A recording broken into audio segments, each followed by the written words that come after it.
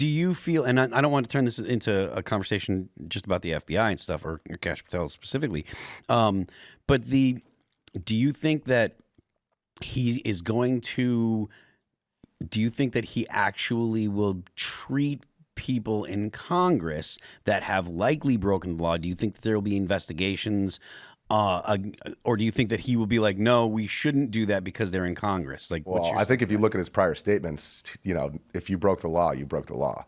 And I don't think he's going to, like, you know, put on white gloves just to handle somebody who's politically inclined or in Congress just because they have a position of power. And every interview that Kash Patel's ever done, I mean, he said he wanted to turn the FBI building into a museum on day one, which I'd be down for. It's the ugliest building in DC for sure. Yeah. But yeah, I think it'll be interesting to see how that plays out, because I'm not saying that he's going to, like, abstain from bringing criminal charges to people who have committed serious crimes over the last couple of years.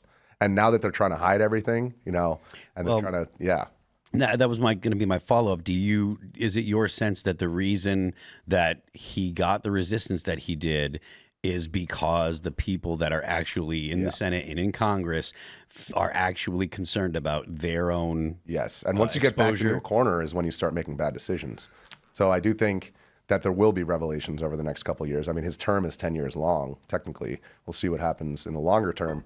But in the short term, over the next couple of years, I do think that there are bodies buried, and I do think that if they didn't do a good job of covering up their crimes, then we're going to learn about that. Lou, do you have a sense about what type of director Kash Patel would be, and how his involvement or his, you know, taking charge of the FBI is going to actually affect kind of day-to-day you know, law enforcement on the federal level? Yeah, I'd be very interested to see how he takes on the Antifa cells. I mean, that is a, they had free reign in 2020. I mean, yeah, they might have gotten arrested in Portland or Seattle, but they were just like let out the next night. Yeah, let out the next night, and that's why it was so crazy. It was interesting to see people who made a big deal about the number of cops injured on January 6th, but they have nothing to say about the federal officers that were injured protecting the federal courthouse in Portland. Mm-hmm. And in the book that I wrote, Fire But Mostly Peaceful, about the riots and that particular thing, I mean, you had people charged who were arrested with weapons and were charged with assaulting a federal officer, and nothing happened to them. Yeah. They got let out. So that's the new dynamic now, where if there is unrest, like let's say stemming from the immigration issue, I think the FBI is going to actually do stuff to actually identify the players, take down the cells, and actually put people away who commit crimes out in the open in a riot, let's say. So I don't know, that's like kind of like my only like thing of interest when it comes to him, when it comes to just because these are organized groups to an extent. Obviously there's different levels, but they don't act just solely on impulse. There's planning, there's preparation. Yeah. It's a real thing. It's a real movement. So when you look at like the pictures that like say Andy No puts up, he gets a lot of the mugshots of Antifa members that are the people on the ground, that are people actually doing the quote unquote dirty work, right?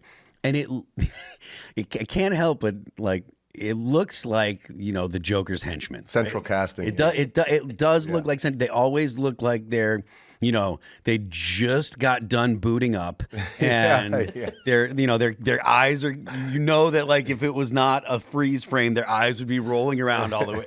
They all almost always have the same look. They look dirty. They look like they're kind of mentally unstable, which I think mentally ill is an understatement. But like clearly the people that actually will do the dirty work are people that are on the margins of society, the people that are possibly homeless, that are addicted, that are unhappy people. And this is something that I say a lot on the show, like the left needs unhappy people because happy people don't engage in revolutionary activities. If you have something to lose, you're not going to throw a brick through a cop car window. Yeah. You're just not. You're like, you're like, no, because if I do this, I'm going to get arrested, and I have kids at home. Thanks for watching this clip from the Culture War Podcast. We're live every Friday, 10 a.m. to noon, so subscribe and come hang out.